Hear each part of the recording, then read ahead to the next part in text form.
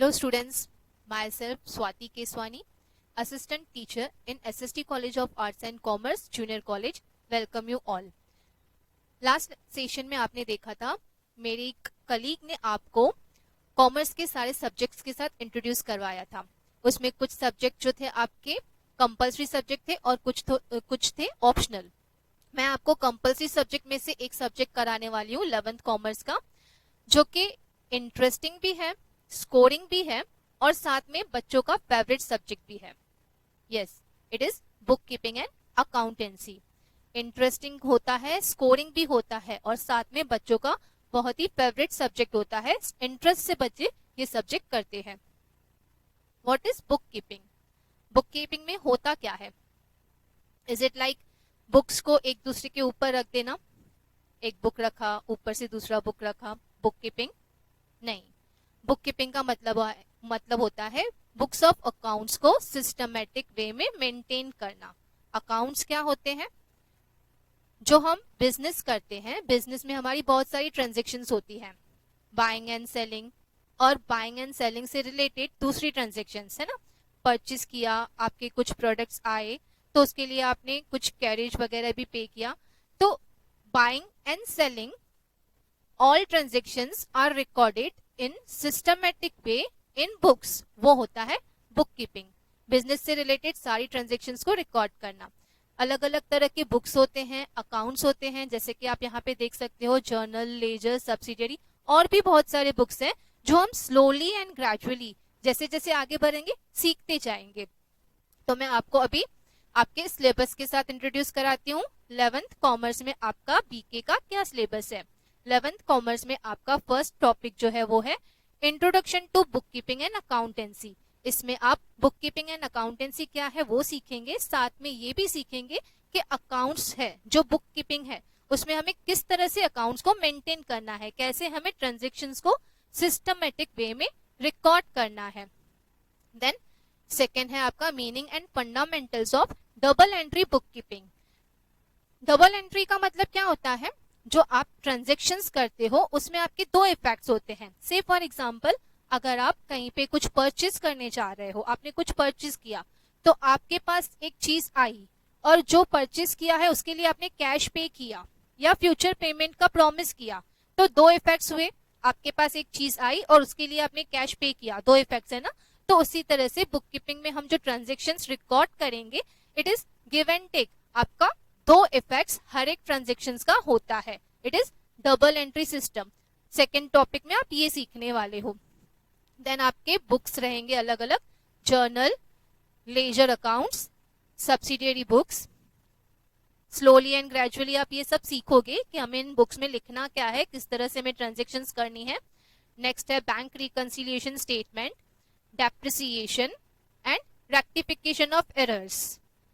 Then last जो आपके दो टॉपिक्स है 11th में आपको जो करने हैं, final accounts of a proprietary concern and single entry system. ये आपका 11th का सिलेबस है जो आपको बीके का 11th में करना है. धीरे धीरे हम सीखते जाएंगे. चलिए अब आपको मैं इंट्रोड्यूस कराती हूँ बुक कीपिंग से. आपका सब्जेक्ट क्या होता है? Book keeping is related with recording of business transactions. Business transaction means what? जो ट्रांजेक्शन हम प्रॉफिट अर्न करने के लिए करते हैं, which are related to finance, monetary concept जिसमें होता है. अगर आपने कोई चीज परचेज की है किसी को गिफ्ट देने के लिए, है ना, तो गिफ्ट दे रहे हो तो आप, it is token of love. Returns में आपको उसका मॉनेटरी बेनिफिट तो नहीं होने वाला है.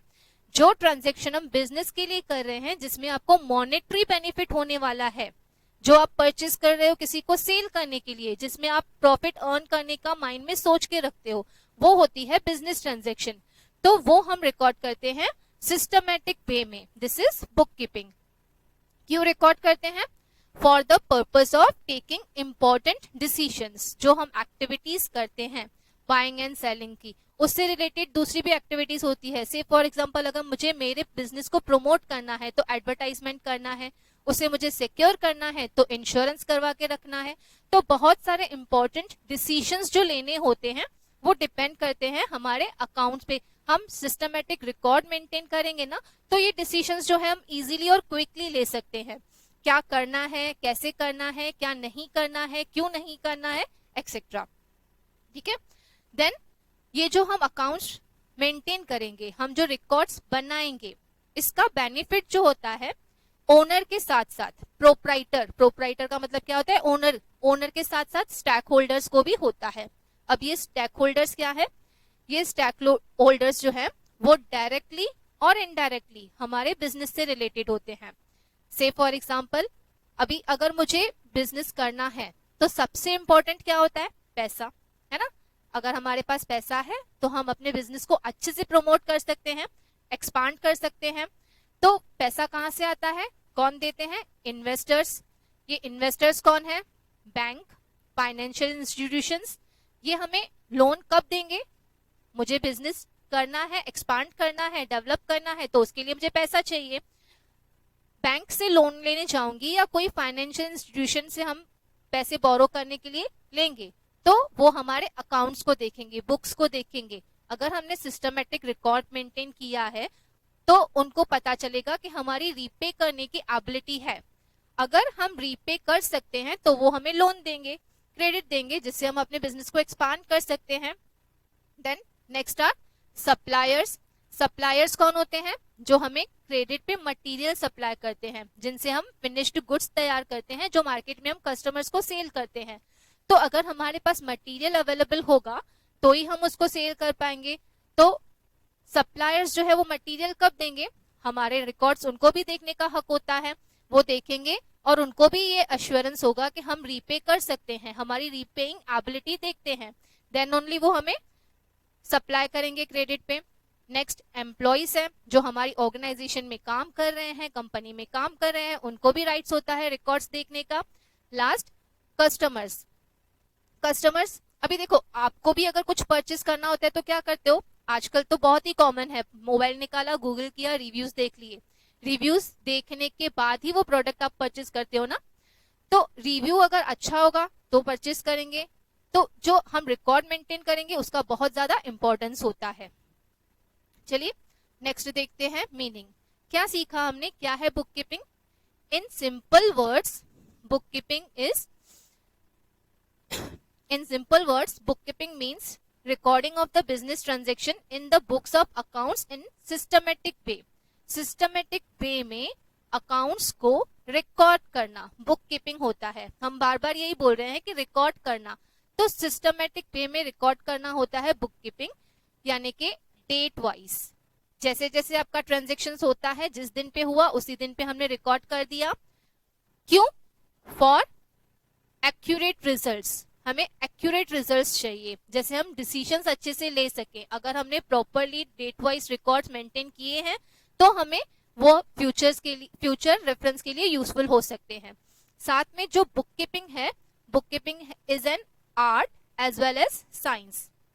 आर्ट क्या होता है, एक कला होता है ना। तो यहाँ पे भी हम जो बुक्स ऑफ अकाउंट्स मेंटेन करेंगे, रिकॉर्ड्स मेंटेन करेंगे, हम बार बार बोल रहे हैं सिस्टमेटिक मैनर में, यानी कि प्रॉपरली मेंटेन करना है। ऐसे तो नहीं एक बुक यहाँ पे रख दिया, एक बुक वहां पे रख दिया, तो हमें फिर बुक ढूंढने में प्रॉब्लम होगी। साथ में जो अकाउंट्स उसमें रिकॉर्ड करेंगे वो भी सिस्टमेटिक वे में रिकॉर्ड करेंगे। वो एक कला है, जैसे हमें हमारे बिजनेस का सिर्फ देखते ही इंफॉर्मेशन मिलना चाहिए कि हम क्या कर रहे हैं। It is also a science. जैसे कि साइंस में हम कुछ प्रिंसिपल्स, कुछ रूल्स फॉलो करते हैं जो यूनिवर्सली एक्सेप्टेड होते हैं, है ना। आप केमिकल इक्वेशंस वगैरह बनाते हो तो उसमें जो आप रूल्स फॉलो करते हो वो यूनिवर्सली एक्सेप्टेड होते हैं। वैसे ही बुक कीपिंग में कुछ रूल्स होते हैं जो वेल नोन होते हैं, जो वेल एक्सेप्टेड होते हैं, उसको हम फॉलो करके ट्रांजेक्शन्स को रिकॉर्ड करते हैं। इसके लिए बुक कीपिंग आर्ट्स भी है और साइंस भी है। Definition, bookkeeping is an art of recording business dealing in the set of books।